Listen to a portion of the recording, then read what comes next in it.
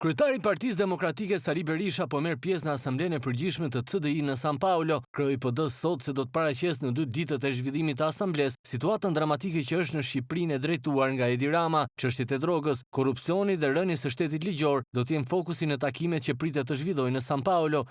Në këtë konferencë sigurisht do paraqesim gjendjen dramatike në Shqipëri, natyrisht temet e diskutimeve të mia me drejtues të forcave politike kryesore në botë dhe fjalë stime që do mbaj në seanca të ndryshme të punimeve nuk mund të jetë gjë më shumë se sa zhvillimet dramatike në Shqipëri, droga, korrupsioni dhe rënja e shtetit ligjor në një vend si dhe përpjekjet për një sensibilizim edhe më të madh të komunitetit ndërkombëtar mbi zhvillimet e rënda në Shqipëri.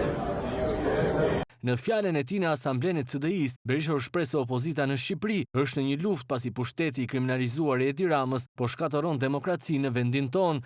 Lufta jonë është e vështirë, por qëndrimi juaj është shumë i çmuar dhe i dobishëm për ne. Zonja Dolo, njeriu parë në Evropë që i kërkoi Pedro Sanchez të mos i abdërheqen është Edi Rama i Tiranës. Të lutem mos u dorëzo Pedro. Kjo është një aleancë korrupsioni dhe në fakt, kur i kërkoi Pedro Sanchez të mos i abdërheqen, ai e dinte shumë mirë që vetë ishte i përfshirë në korrupsione të mëdha dhe të jashtëzakonshme. Por kjo aleancë është gjithashtu shumë problematike sepse censuron, ndikon dhe i shkakton shumë dëm vendeve tona dhe demokracisë sonë. Kreu i opozitës vuri në dukje se CDI është e para organizatë partijake ndërkombëtare që miratoi rezolutën që denoncoi narkoshtetin shqiptar dhe kryeministin Edi Rama si narkodiktator. Ai shoqërohet në San Paolo nga deputetët Albana Vokshi dhe Belind Këlliçi.